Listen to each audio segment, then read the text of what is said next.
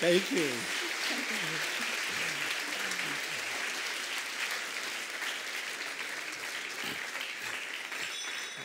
Well, good morning. It's a real pleasure for me and some of my colleagues who've traveled with me to be back here in Berlin. We're very excited to be here, even on a cold winter day. But it's a great opportunity for us to come here and to really choose Berlin as the first place in the world to talk about this book that we published last week. As much as anything else, I think this is an opportunity for us to pause and reflect about the future that we're creating, that we're all creating around the world, because it is a real new era, an AI era. And I think it helps to think a little bit, as Harry Shum and I did in the foreword to this book, about the world we've come from, because I think that helps us think about where we're going. It was 20 years ago in 1998 when we would get up in the morning. We might start with a cup of coffee and think about what you did then.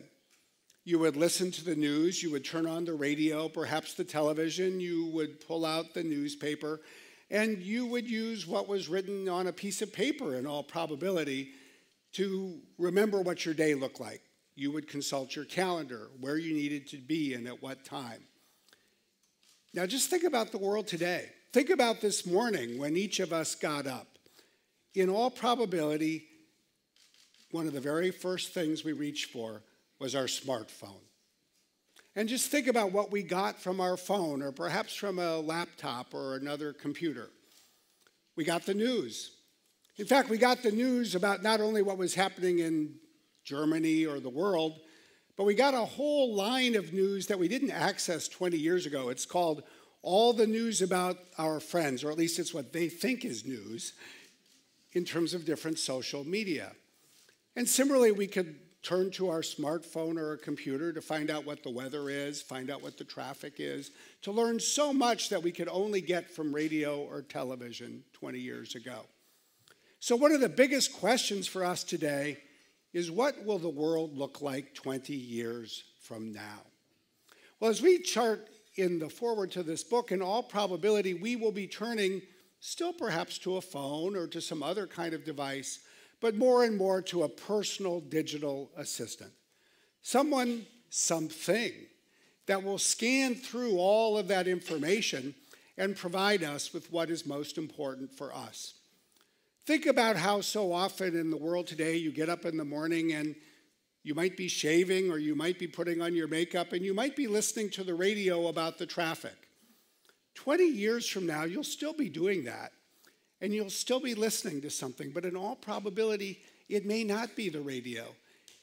You may be having a conversation with your digital assistant. You'll be hearing about the traffic, but only about the traffic that you care about, the traffic that's going to affect the route that perhaps your self-driving car needs to take to get to work. And if you have something scheduled that will have you meeting with your children at 4 o'clock in the afternoon, your digital assistant may be reminding you of that and telling you what the weather forecast is for 4 o'clock in the afternoon. It will be sifting through information, and it will provide you with the news that might be most relevant to the meeting that you have at 11 o'clock this morning. In other words, what we're really looking for in part is a world that amplifies the ingenuity we bring to life ourselves with new technology, more intelligent technology. That is what artificial intelligence offers, at least in part. Now, what is artificial intelligence all about? I think that's one of the basic questions that people are asking. And in many ways, it is two different features that are coming together in computers. The first is the ability for computers to perceive and understand what is happening in the world.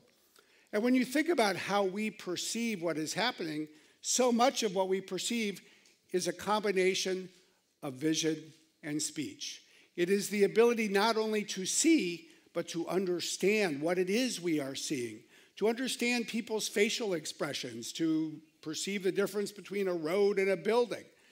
Computers are rapidly gaining the ability to master vision and vision recognition at a par with human beings. And similarly, we as humans can understand speech. We understand the spoken word. And we're now getting to the point where computers can understand human speech on a par with human beings. But it also requires cognition, the ability to think, the ability to understand. For example, as we're seeing this morning, the ability to translate from one language to another. Here too, computers are racing ahead. And fundamentally, it is the ability to learn and advance knowledge, the ability to infer that if I take the same route every morning to work, that is probably the route I'll want to take tomorrow as well. That's but one simple example. All of these advances are really being made possible by two fundamental areas in computer science and data science. The first is the huge computational power that we're now seeing unleashed in data centers in the cloud around the world. It means you don't have to construct your own computer or set of computers or server farms to make the most of what this technology has to offer. And the other is large amounts of data. The ability of computers to do all of the things that I showed you before, from perception to cognition, really requires large data sets that are used to train computers. Both of these things have been advancing in recent years. Now, ultimately, these have large opportunities and great potential to improve the world. It really should help us to revolutionize healthcare, to improve agriculture through precision farming, to create new opportunities for the 1 billion people who live on this planet every day with some type of disability. Think just for a moment about what it means to have computer vision for people who are blind, or the computer-aided speech recognition for people who are deaf. This can perhaps make a bigger and faster and more positive impact for people with disabilities than for any other group. But it's more than that. It's the ability to solve some of the other fundamental challenges of our time. As you heard, the ability to unleash AI and put it to work to address climate and climate change issues, as we're seeking to do through our AI for Earth initiative. Ultimately, our whole approach as a company is based on the importance of making this available to everyone. So rather than build one great black box that everyone must use, we're in fact much more focused on creating the various AI building blocks and then making them available so everyone can use them, so that anyone can put to work the vision recognition, the image recognition, so an automobile can make use of that. An automobile company can build that into their cars. The same is true for every building block that goes into AI. Now, what this means, of course, is that everyone will be empowered and have the capability to build AI systems themselves. The government will be building AI systems. Companies and NGOs and universities and researchers will be building AI systems. And that, in short, is why it is so important to have such a broad conversation, a global conversation about this. And at the same time that we're so excited about the opportunities and potential, we simply cannot afford to look at this future with uncritical eyes. There will be problems and challenges as well as opportunities ahead. We're seeing this captured in some of what we see and read around the world. And that's why we have to recognize how important it is to address now, before this technology goes too far, some of the fundamental questions before us. If there is one question, if there is one area that is perhaps more important than any other, it's this. It's the way we've framed it in our foreword. Ultimately, the question is not what computers can do, it's what computers should do. Because computers will be able to do more and more and more. We get to decide, as communities, as countries, and as a global society, what computers should do. And that fundamentally means it's for people to chart the path and the future for artificial intelligence, and it's therefore so important that this work be guided by ethical principles. I don't think we're yet at a point where one can say magically we know exactly what the ethical principles should be. But in our book, we have done at least our best work to seek to define the 6 principles that we think are most important. In some ways, I would start with the 2 at the top and the center because they're principles that have in fact been around for some period of time. This importance of having artificial intelligence be reliable and safe, and also that it ensure that it protect privacy and security. These are 2 areas where we've been focused on technology for a long time, where the law is even well developed. But as we think about the future, it is so fundamentally important that AI systems be fair. If we are going to empower computers to make decisions that people make today, we must ensure that these decisions are made fairly. We have to ensure that we don't take the biases that are explicit or implicit in human reasoning and simply incorporate them into computer decision-making without real thought beforehand. We need to protect against that sense of unfairness. And similarly, we need to think about what it means to ensure that AI is inclusive. When it can have such an overwhelmingly important impact on people with disabilities, we need to ensure that a focus on their needs is made part of this core. But all 4 of these ethical principles at the top really do rely on 2 others, and you heard some reference to this already. Without transparency, there simply is no way of knowing whether AI is adhering to these or any other ethical principles. So transparency is of paramount importance, and at the end of the day, perhaps the bedrock principle of all is an assurance of accountability. We must ensure that computers remain accountable to people and that the people who design AI systems remain accountable to other people. That is the only way to ensure that all of us, individually and collectively, will genuinely remain the masters of our own destiny. It also explains why diversity is of such fundamental importance in the information technology and every other sector. If we only have a small group of men design AI, then we're going to have computers that behave like a small group of men. I don't think that's what the world wants. It's certainly not what the 50% of the world that happens to be female wants. It's ultimately not what will serve the world well at all. We need to remain true to more timeless and universal values than that. And we need to take the values that we then instill in ethical principles and then ultimately build on those principles over time to create a new generation of laws that will govern AI. It's simply impossible for us at Microsoft to imagine a future where this technology is so important and yet would remain unaccountable under the law. There will be a new generation of law. But before we can create the law, we need to come together and define the principles on which the law should be based. And then there's the other half of this equation. If half of this is how do we ensure that computers remain accountable to us, how do we ensure that we build a future where people continue to prosper and do well? This is such a challenging topic, I think, because it is all about the unknown. It is all about where things are going. And while it's easy to travel the world and provide some great prediction, the truth is no one has a crystal ball.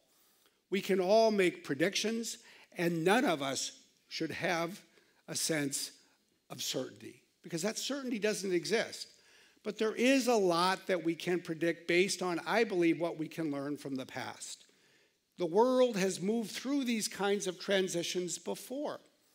In fact, I think one of the most interesting and insightful transitions started in many ways here in Germany. In many ways, it started in 1888 when Bertha Benz and her 2 sons took the automobile on the first road trip that anyone had ever experienced. And of course, the automobile was first driven by the Benz family, but over time it spread around the world. And what is interesting in part about the history of the automobile is how it began to come together. People could see where it was going, but it only exploded in terms of use suddenly after a period of time and then in a short period of years. Bertha Benz's trip was in 1888. Here in Berlin, if one went to the Potsdam Platz in 1905, almost 2 decades later, this is what one saw. There were still horses everywhere. And yet, less than a decade later, if you return to that same corner, this is what you saw. There were cars everywhere instead. This fellow lost his job. What did that mean for the world? Well, what is fascinating, I think, is it meant things both that were easy to predict and that were impossible to predict. For example, look at the new jobs that you can see on this slide. It was not difficult to predict that there would be new jobs for people in factories to build cars. It was not difficult to predict that there would be new jobs for people who knew how to repair cars. But there were many things that no one predicted.